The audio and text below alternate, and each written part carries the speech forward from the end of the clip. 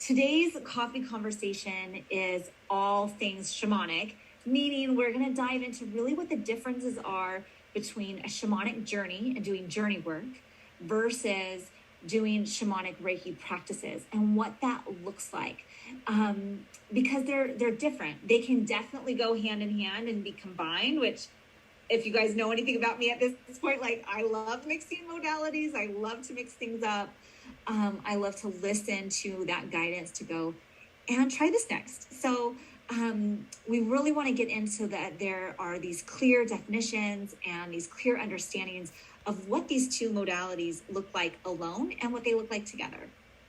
Yeah, absolutely. I think honestly, shamanic work is one of my favorite modalities to mix with Reiki just because they work so beautifully together. Obviously, we do our coaching and our Reiki coaching program, and there's a reason that we kind of have them split that way, because coaching and Reiki really go together to facilitate those like subconscious limiting beliefs and working on this like personal level of personal development. Whereas shamanic work and Reiki really works together to dive into those deeper wounds, those deeper traumas, really dig in and take that backdoor approach to accessing your subconscious mind. So I would say that Reiki and coaching is really working on your energy and your conscious mind, whereas Reiki and shamanic work is very much that subconscious focus. And so there's a different emphasis there, and they work differently for different things. And it's a really beautiful way to kind of explore that as our kicking off point for today's conversation. Yes. And I love that. Really, when we are doing shamanic work, we're bypassing the conscious mind and going straight to the subconscious. So it's allowing in shamanic journey work to really relax into a trance state of mind, to let go of our egoic self, let go of that rational conscious thought processes, and just see what's underneath it. And oftentimes that subconscious mind is where the trauma lies. It's where the inner child resides. It's where where all of the stuff is kind of held and stored. And doing the shamanic work, we can tap into it, and in this creative, imaginatory, playful way, move and shift energy in the shamanic realm, and it makes an effect here in your physical and 3D reality. And so it can be really amazing to do shamanic work along with your Reiki practices. So let's dive in, like really explore these two different things. So I want to start with what a shamanic journey is, because that's really where you're tapping into the subconscious. And so remembering that like everything that you see in a shamanic journey is part of who you are and part of your subconsciousness, right? So if you're seeing power animals and you're seeing symbols and you're seeing guides, it's a reflection of who you are and what you need. And so I love that from a psychological point of view, and also knowing that everything that I need and everything that's going to be healing for me is already within me. It's not necessarily exterior. So even though that we're going on a journey and adventuring off to these distant shamanic lands, it's all happening within the mind.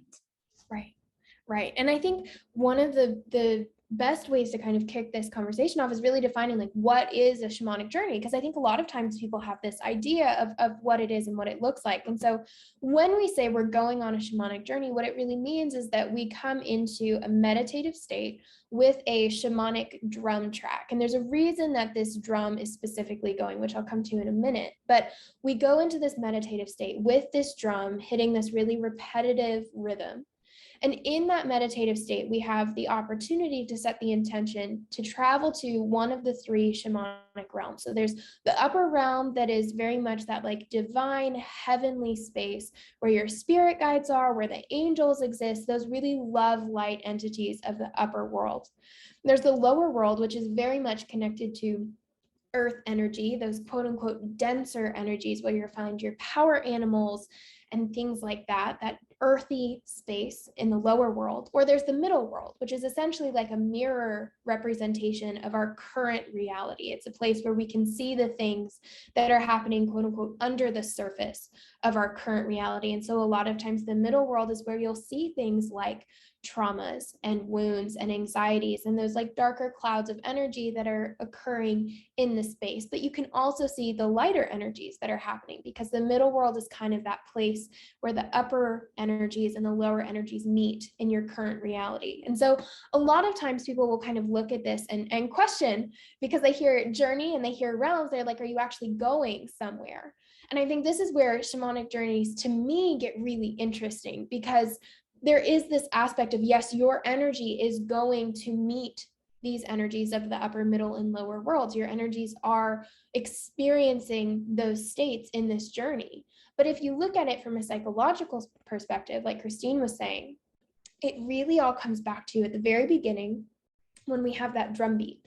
And that shamanic drumbeat is designed to slow our brain waves down. So we get into this theta state where our brain waves are slowed and our conscious filter is kind of turned off. And the reason that that is so important is because, yes, it gives us that access to our subconscious, where we all know that subconscious programming comes in when we're children, and it starts around age 6 and it keeps going until you're about 12 or older, depending on your development. And so we're picking up all of these beliefs about how the world works, how relationships work, all of this when we're kids.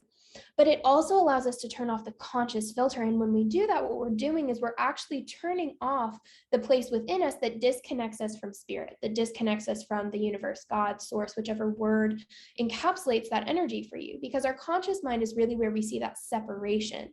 And when we can go beyond the conscious mind, that's where we find that unity, that oneness, that all that isness with God, source, spirit, universe. Again, insert your word here.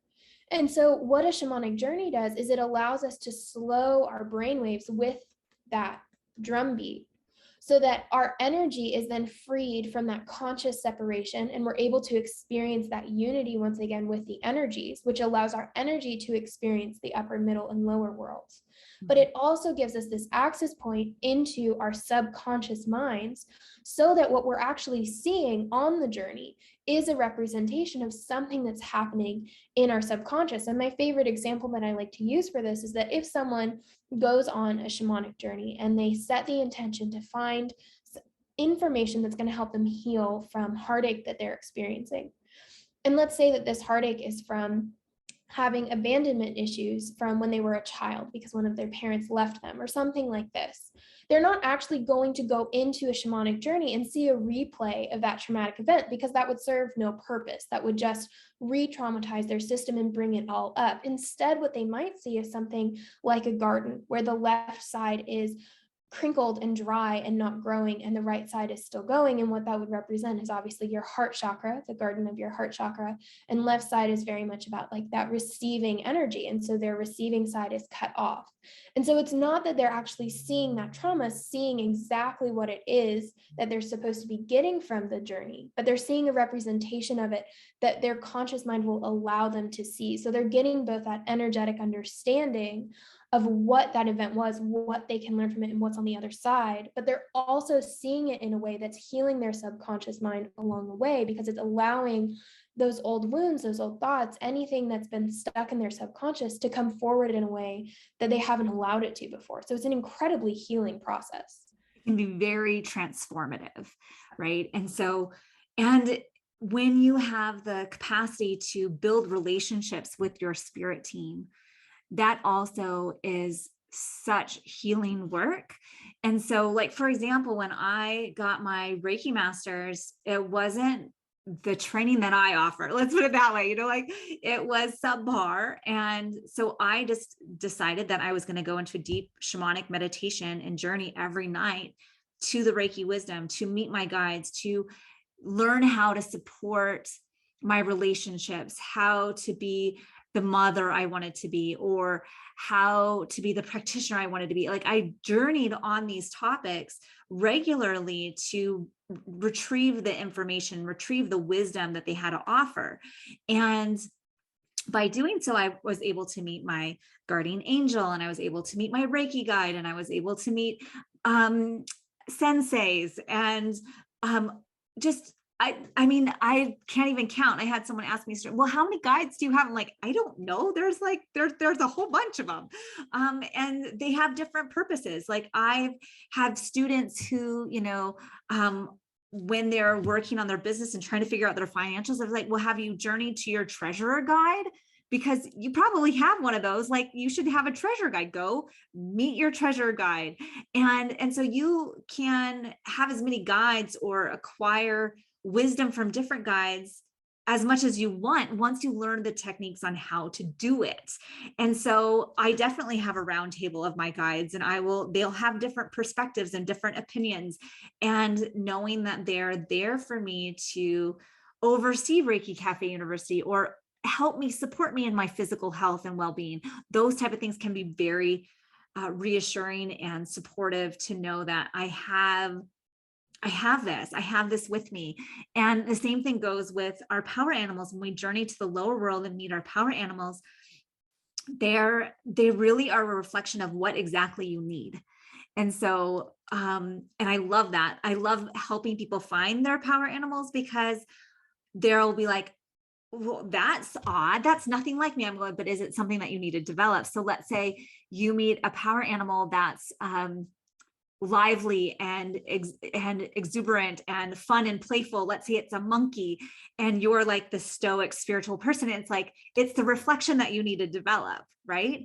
Or it could be the other way around, where the power animal is very grounded and heavy and dense, and their energy helps bring your energy down and connect with that earth energy of going, everything's provided for. Everywhere I look, there's food, and everything, I'm going to be okay. And that's the message that you need. So the power animals really reflect the pieces of you that need to be fulfilled in a way. And so I love that, and know that, in my understanding and my belief, that I think that you get one primary power animal that's been with you since birth. And just like the upper world, where you can have numerous guides, you can have numerous animals, but there's that one primary guide who's been with you the whole time. And all of the other power animals there are supportive or coming in for one specific task. They're here to support you with your mothering, or they're specifically here to help you find your health and wellness, or you're going through a difficult time on this thing, and then they show up. So you can have a whole team of power animals that show up as well. And my favorite power animals to really discover are the healing animals, who can help in your sessions and who are going to support you with doing the Reiki work. And so that's where we kind of almost start to cross over. And then you have the middle world guides, and the middle world, they're more nature spirits. So they are the spirit of the tree. They're the spirit of the crystal. They're the spirit of the rocks. They're the spirit of the earth. They're spirit of the place. They're the spirit of the environment, like wind or north or the rain. And so you can journey and to the cloud and be the cloud, experience the cloud. So it can be just a really beautiful, enhancing experience to your spiritual practice. And this is something I've been doing now for, I want to say like 14 years, I think, at this point, And I love it. I absolutely love it. And so every time you journey, you set a specific intention. And in that intention, you're focused, you're tracking that information. So you don't want to just go to the lower world to go to the lower world, to go to the upper world to go to the upper world, and especially not go to the middle world to go to the middle world, because you'll find things there. And so it's very much like you learn how to track. You want to get specific information from a specific guide and have your attention be really honed in. And that is the key to having a productive shamanic journey.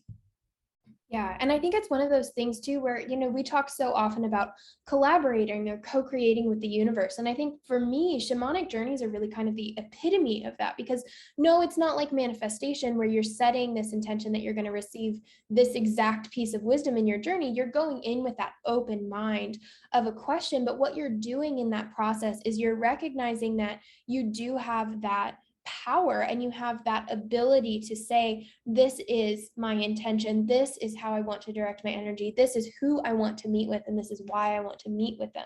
And from there, you're going in with that open mind and that open heart so that you're receptive to the wisdom that's coming forward. So it is very much this sense of stepping into your knowing that you are one of those divine players. A lot of times we think of our spirit teams and our power animals as outside of us and so much better than us, and all of these beliefs that we kind of accrue over the years. And I think shamanic journeying is one of those things that helps kind of break those, again, those separations down. So not only are you lowering your conscious separation, but you're also lowering those beliefs and coming to understand that you are one of your spirit team members. You belong in that space and you have that ability to play in that energy, to direct your intentions, to set up those boundaries and facilitate those journeys on your own, so that you really are collaborating with the universe, where you're acknowledging what you want to work on and opening yourself up to receiving that wisdom. So it's this really beautiful back and forth of stepping into your power and also knowing that in that you can be open to receive that wisdom from your guides, from your power animals, from the symbolism of the journey itself, whatever it might be for you in that time and space that's going to help you learn what you need to learn the most. So it really is this incredibly dense and powerful experience, because I think it's one of those where, I think we've all had experiences in our lives where we come out of talking with a best friend or having a really cathartic emotional release, or we have an experience of divine connection and we have that phrase, it was like a lifetime of therapy in an hour, or whatever your variation of that phrase is. But that's really what shamanic journeying is it is possible to heal an entire lifetime's worth of trauma in a few shamanic journeys. It is that powerful and that transformative. And I think that's why we teach it to our students so early on, because it's really kind of that foundation of your shamanic practice, because then you're getting that access to your subconscious, you're gaining that connection with your guides and your power animals, and you're also stepping into your own power. So it's kind of this like perfect trifecta of healing that takes that backdoor approach and that facilitates those transformations in a really powerful and poignant way. Yeah, absolutely. And I feel like once you are really proficient at shamanic journey on your own, once you're attuned to training those new brain synapses to let go of the rational mind and just go with it, which is like a really key part of doing the shamanic work. And knowing that it typically takes some time to develop that. It's not like a one-time thing. It's usually you've got to practice. So some people pick it up right away, and some people it takes them 3, 4, 5, 6 sessions before they are feeling like, okay, I'm getting somewhere. I'm taking that momentum. And so it's not something that you can pick up in a single 1-hour workshop, for example. It's something that needs to be honed in and developed over time.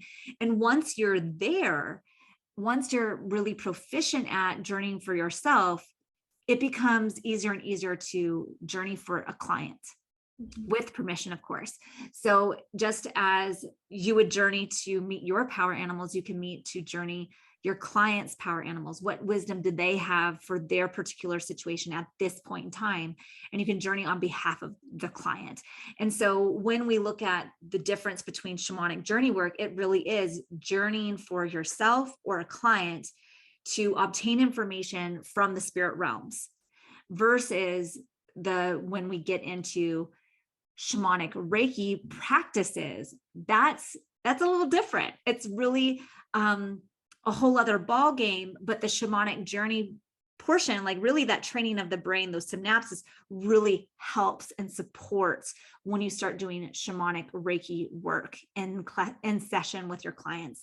And so that can be incorporating tools such as the rattle, the drum, even song bowls, crystals, but also using the feather to clear away, pulling out intrusive objects from the body. And so when I speak of intrusive objects, it's it's a tangible way to think about limiting beliefs that are stuck in your body. They're, whether they're from your past, they're that childhood trauma experience that now leads to something, or if it is that negative comment someone threw at you and you accepted it, you believed a portion of it or all of it, and now it is stuck into your energetic system. And so as a shamanic Reiki practitioner, you're using the Reiki to feel into the energy field, finding those things that need to be released, whether they're cords or intrusive objects. And the objects typically show up like our old school weapons, the arrows, the anything that's kind of got like an edge to it. So like the swords, the daggers, the spears, the hatchet, and you're feeling into their energy field, noticing where's the object. So once again, it's that bringing your attention really down to a tracking and feeling into where it is, and being able to remove it productively, where you're then using the Reiki to seal and heal after you've removed this thing. But when you have the object, you can ask the object, and this is where the Shamanic Journey support helps, journeying to the object and going, what's the story here? Where did this come from? What is this? How does this need to be healed so it doesn't come back? So there's pieces of that. And oftentimes, all of a sudden you're doing your sessions and you have your power animals with you, you have your spirit guides with you. And so it opens up these doors when you're doing both. But the shamanic Reiki really is feeling, and it's like when Reiki, we oftentimes think of Reiki as giving. We're giving and supporting. And with shamanic Reiki, you're giving, but you're also helping that client release whatever needs to be released. So feeling into their chakras. Is the chakra spinning? Is it full of muck? Is it like slow in certain places and way too fast in other places? Is it spinning the right direction? And really trusting your hands to show you and feel into their energy field to help the body come back into balance. Yeah, absolutely. And so the way that I kind of look at it in my practice and my experience is that it's shamanic journeys are really where you build that foundation. You develop that connection with your spirit team, with your power animals. You develop that kind of powerhouse of wisdom and information from the healing realms. You start to create that wisdom foundation so that when you go into a shamanic Reiki session, you have your spirit guides with you, you have your power animals, you know how to use these shamanic tools to facilitate a healing session. So the shamanic journey really is that intention of gathering wisdom, gathering information, gathering connections to your spirit team.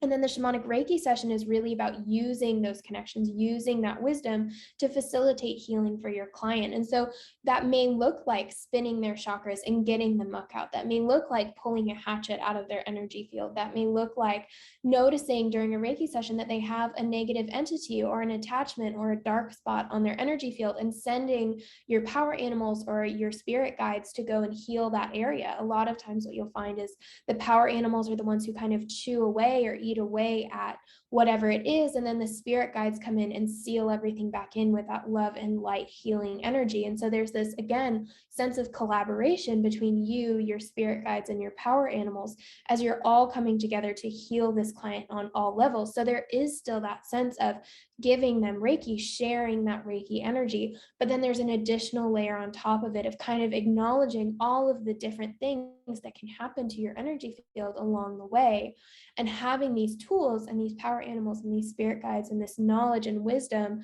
of how to deal with those variations, how to deal with these things that happen to our energy fields and heal them in a really holistic and well-rounded way that connects us both with that divine energy of Reiki and that earth energy of the shamanic practices, so that we're kind of meeting the client on all levels there. And it becomes this multi-sensory experience where you're working on this client and you know that one of your power animals is down at their toe working on a mass that they had there, and then your spirit guide is up at their head working on opening their crown chakra, and your job is to be here at their heart making sure their energy is still flowing through as all of this is happening. And so it becomes this really divine collaboration where your client is just experiencing the energy and you as the practitioner are experiencing everything that's going into that energy happening. Yeah. And at some point it feels like, oh, my job is just to hold space. I'm just doing the Reiki and holding space, and I'm letting the guides do the deeper, heavy lifting work. And I feel like that's the epitome of like getting out of the way and having the session unfold as divinely as it needs to, is just I'm holding space and I'm watching archangels and I'm watching power animals and I'm watching all of these things happening. And my job is just to stand back and offer the space Reiki, offer my client Reiki, and just hold space for all of these things to happen, and offer some encouragement to the client who's like, can really feel what's going on. Oftentimes when you're doing shamanic work, it feels like I'm removing the hatchet, or I'm cutting that cord, or there's things happening, and the sensations in the body can be intense. And so it can be very much like, okay, and we're going to exhale here, nice deep breath, and we breathe out. And so you're kind of just being there as a support person for your clients while the heavy lifters are doing the heavy lifting. And I love those type of sessions, because when we can get to that point in our practice, I feel like I'm doing the work that I'm meant to be doing. I don't know how to explain it any other way. Like, this is what it feels like to be a shamanic Reiki practitioner, is like, my job is to hold space and allow my hands to move the way they need to move, allow the guides to do what they need to do, welcome them in, really knowing how to connect with the 4 directions and calling in those forces to support the practice. All of these things kind of just add up and build up. And I absolutely love this work. It is absolutely beautiful. And this is why we teach the Shamanic Reiki Practitioner training course. And currently we had a group of students start back in January, at the end of January. And there are so many students who came into that program going, there is no way I can do that. I can't do a chakra analysis. I can't read someone's energy or whatever it may be. And they're now 4 months into it. And they're like, I keep surprising myself. I keep thinking, no way can I do that. And then we have worked so, not hard, but like we have put so much time and effort and dedication into developing the practice of the shamanic journey work, that now the shamanic Reiki practitioner training just flows. It just opens, it just happens. And the beautiful thing about these practices too, is that it's not just hands-on. You can do the same thing using distance Reiki. And I do all the time. And so I love that. Yeah, I think for me, I personally prefer distance sessions because I feel like I'm able to tap into their energy so much more clearly when I'm not preoccupied with their physical form in front of me. And so there's like this ability to be able to kind of tease apart what's happening in their physical body, what's happening in their energetic body, that I find for me is easier in those distance sessions than when they're in person. And so you absolutely can do it over distance, just like traditional Reiki works over distance, so does shamanic Reiki. And I think that's something that for me, I think it's one of those things where once you're able to do a shamanic Reiki session, I think it's harder to go back to a traditional Reiki session, because you'll be doing Reiki and all of a sudden your power animal will pop in and you're like, this is supposed to be just a traditional Reiki session. But I think the thing is that when we practice Reiki, I think every practitioner who's listening to this would agree that we've had those experiences of someone is helping me, something is helping me. It wasn't just me in this session today. And so for me, shamanic Reiki really becomes that ability to see who it is that's helping you. It's not that they weren't there and then they are there. It's just that through the process of shamanic journeying and building those neural connections and opening yourself up in that way, then you're able to develop even your clair abilities to be able to see and know and feel who it is that was helping you in the first place. So for me, it's not necessarily that it's an entirely new addition to Reiki energy, but it's again that remembering of something that's already been happening, because this state of connection to our power animals, to our guides, to that higher wisdom, to earth energy is our natural state. And actually this state of separation is something that's new, that isn't natural or innate in us. And so it's, for me, shamanic practices are really coming back into that innate understanding and wisdom and connection, and being able to see Reiki in its entirety in a session so that you can connect to who, what is helping you and how and why, and knowing that. And so it's just a really beautiful experience that I think goes so beautifully hand in hand with Reiki, because it's already happening, whether we're aware of it or not. Yeah. Yeah, absolutely. And I feel like I want to give you a couple examples, like a little bit of story time to make this a little more tangible. So, and I'm going to give you an example of each, just a shamanic journey session versus a shamanic Reiki practitioner session. Okay. So shamanic journey, I had a client years ago come to me because their son was experiencing reoccurring nightmares of like horrific deaths and being killed. And he was only like 12, maybe 13 at the time. And so we set it up as a distance session where I could just do a shamanic on his behalf at nighttime. And then I'd give the feedback to the mom with the permission of the child. Because that 13-year-old phase, like, how comfortable is he getting information direct, is really up to like their relationship. So I would, at night, I did it when he was going to bed, because that was the easiest time for him to just fully be able to relax and lay down. And I really love for my clients to be in a settled energy state. I don't want them playing video games or folding the laundry or whatever it is. I want them to be energetically present. And so the first journey, it was like, I want to meet his power animal and what wisdom they have for him. And the wisdom that came through, I met the power animal. It was in a very dry, barren African landscape. And it was a tree goat. The goats that hang out in the trees and eat the leaves and stay away from predators. So just imagine that, like, he had no idea, right? Like, I had no idea. And it was so like, there's goats in trees. Where the heck am I? And knowing that it was a way for the goat to feel safe and have everything that they need, but he was retreating from danger at the same time, but he was in community with all these other goats. So just right there, and seeing that there was wisdom in it. Like, where can you go in community where you feel safe? Okay. So notice like the symbolic connection.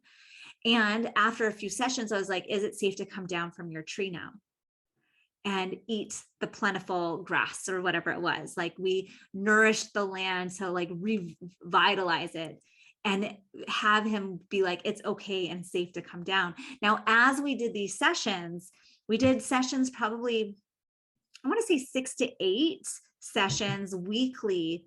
And by the end of doing weekly shamanic journey work, just journey work, his nightmares went away. He felt more comfortable and confident in his body. And we were able to receive some information and wisdom of why this was happening. And the why this was happening was his parents were currently separated, and subconsciously he knew that if he was waking up 2+ times a night with horrific nightmares, his parents couldn't handle being away from the house. Like, he couldn't have just a single parent.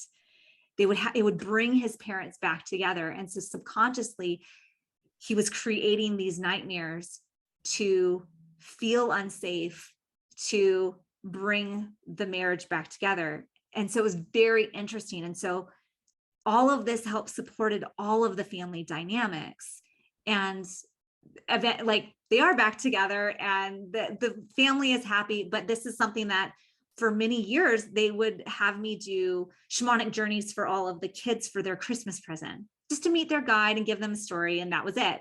And so that was just one example of just doing shamanic journey work, versus like a distance shamanic Reiki practitioner session. For example, I would have, for some reason, all of the kids are coming to mind. I think they're just easy examples. I had another client, and they were just like, I don't understand what, my daughter is waking up at night and saying like, how do I get my soul out? And really was like having, once again, nightmares, but it was this needed to do something. And the child was 4 years old. And so I'm saying, like, no trauma had occurred in this lifetime. And so with the shamanic Reiki practitioner work, it was more of going into that journey space, doing distance Reiki, holding space for her, and really seeing where in her energy was there a curse? Was there an intrusive entity? Were there spirits around attacking her in some way? And being able to settle all of that energy. And so we had all the archangels, the 4 primary archangels were there. We healed the curse. We sent the energy back to where it belonged. Like all of these things were happening. And for me, it was very much just witnessing and seeing and noticing who was coming in. So kind of the same prognosis for each of the clients, children with chronic nightmares. Okay. And 2 different ways to support them in that. And so it's been amazing to help my clients over the years using these shamanic tools and helping them have their balance and settle. And shamanic journeys, especially for kids, it's almost more tangible for them. They understand it because they're still primarily in their subconscious mind, right? Yeah, absolutely. I think working on kids is always so fascinating because I think it's relatively under-recognized how open and connected kids are to the spirit realm and to energy and things like that. And so working with them in a shamanic way, a lot of times kids really connect with it because that's how they see the world. They already know their power animals. They already know their spirit guides. They're already connected in that way and have that understanding. And so for them, shamanic work can ultimately be really comforting because it kind of meets them where they already are. Whereas with an adult, sometimes it can be a little harder to find those subconscious sources and to facilitate that healing because there are so many layers on top of their subconscious already. So it's really so variable and unique for each client how their shamanic work is going to look and how they're going to respond to it because of the nature that shamanic work really does meet you where you are, and it comes in wherever you are and with whatever you're experiencing. And so it's going to be so unique for you, which is part of why we love doing it and teaching it and having those sessions as well. So yeah, absolutely. Absolutely. So know that both Izzy and I do shamanic Reiki practitioner sessions. So if you are looking for a session specifically, like this is something that we do, and we enjoy it. And I find it really productive in having shifts in your then 3D reality, your physical everyday life, like there's shifts happening. And know that we also do train. So we've had shamanic trainings in the Reiki Cafe University now for over a year. So we did all of 2021. We were teaching shamanic Reiki as part of the chakra clairvoyant coaching certification. And now come 2022, we really decided to split that program into 2. So we have the shamanic Reiki practitioner training and we have Reiki coaching. So both of them are amazing programs with a chakra backbone, meaning the interpersonal work and deep diving is a huge part of the programs, so that as you are meeting your inner child, you're also doing sacral chakra healing journeys. And so we really have built some beautiful programs here at Reiki Cafe University. I absolutely love them. And at the same time, we really want to launch the shamanic Reiki practitioner training again. And there's a part of me that's like, is this something that's wanted or needed in the community right now? Or is it not divine timing quite yet because summer is right around the corner? Because the way we've been teaching it is 5 months, and 5 months will bring us to November. And then last night, I'm journeying last night before I go to bed, because this is like normal practice. As you do. As I do. And I'm thinking, well, maybe we want to have it be like we learn the shamanic journey and then we learn the Reiki practitioner training, and that it needs to be split once again. So they're more like 3 months and 3 months. And then you guys, oh my goodness, I've been doing so much downloading and shamanic journeys on like, what's the thing after this? So I'm getting a lot of information on that advanced Reiki practitioner training, which really is learning how to see the soul fabric and heal the soul fabric of when you see the charges on the soul fabric, it can signify those limiting beliefs. It can signify curses. It can signify intrusive entities. It can signify where the past life line is and how to read them. And so I've just been downloading for months now around what our advanced shamanic Reiki practitioner training is going to be, because that and I really thought like reading soul fabrics was like a thing until I realized it wasn't. Like, I'm like, I've been doing this for years. I've been reading people's soul and fabrics and really feeling into the texture of the fabric and where those places in the fabric that need healing, and really working with Archangel Raphael to heal the soul fabric and get information from the soul fabric. And then I like did a Google search. I'm like, oh, no one's doing this. This is just a Christine Renee thing, apparently. And really being called to teach that too. So if that advanced practitioner training is of interest, know that you need to be proficient at shamanic journey work. You don't necessarily need the shamanic Reiki practitioner training, but you absolutely need to have the journey work down. Like, I need another guide. I can go get one. I can see things, like all of that shamanic journey work. So there is a progression. Like, shamanic journey work alone is step 1. The shamanic practitioner training is step 2. And then our advanced program will be step 3. And they all have so much support and love in those groups and community that's created. Like, we currently have 15 students in our shamanic Reiki practitioner training program that has both the container for the shamanic journey works and the Reiki practitioner training. And these lovely women are so supportive of one another. And as you do this healing work, shit hits the fan at some point. Like, you are processing, you are clearing out, you are healing in a way that you probably have never done before. And so in the process, this isn't like skimming the surface. This is like, I am reinventing and shedding away everything that no longer serves me. So if that can be relationships, that can be your habits and rituals, that can be family members, like, things just start to shift and rearrange and reorganize a way so that you're more in alignment, more in that divine call to what your work is supposed to be. And so I have to kind of give people a warning, like, know that your life is going to change if you take a Reiki Cafe University program, because we want to support you going deep. We want you to be authentically you in who you are.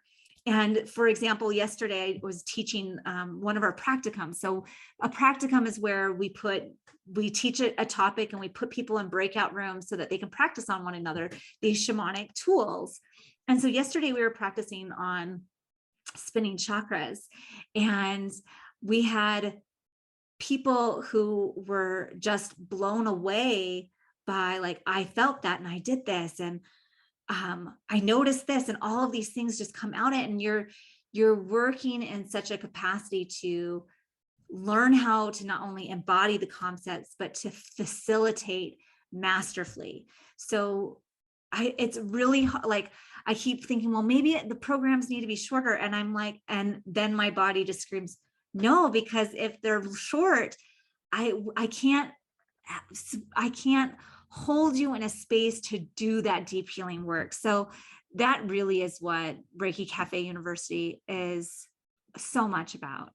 Yeah, we don't do the band-aids, we don't do the surface level things. We know that in order to be that masterful practitioner, in order to hold that space, in order to actually facilitate transformation, you have to go into the deep yourself. You have to be able to do that healing work to find out what's happening, go through all of those layers, so that you can come out on the other side and you have those personal experiences, you have that wisdom, and you have that knowledge. And when you do that, your life is going to change. And I always use the analogy of it's like you're cleaning out the closet, and it has to get messier before it gets cleaner. You have to take everything out and look at it and organize it and figure out what stays, what needs to go, what needs to be donated. And then you can organize it and put it all back so that by the time you're done, it's lovely and it's organized and it's clean, and you know where everything is, and you have that clarity and passion and purpose in all of this. But along the way, sometimes it gets a little messy, and that's why you have the community and the container that we give you, because we know that it's a process, and we know that you need support in that process. And we just adore creating that space and holding you in it. And so it's a win-win situation, because everybody gets to learn and grow and thrive in this container that is supportive and allows them to do so. Reiki Cafe University is always here for our students, and we want to have a really vibrant, full practice. Like this is what we do. We absolutely love what we do. Yeah, absolutely. We are here for you guys, and we are excited if you are excited. So we truly are here to support you guys and to help your Reiki dreams become reality, whether that's through coaching or shamanism or just Reiki, whatever it is, however you get excited to explore your practice and grow as a practitioner, we want to support you in that. And know that we are always, always here for you to message, to email, to reach out for a session, whatever you guys need. We are here for you. And so grateful for our wonderful community. Absolutely. So thank you so much for listening.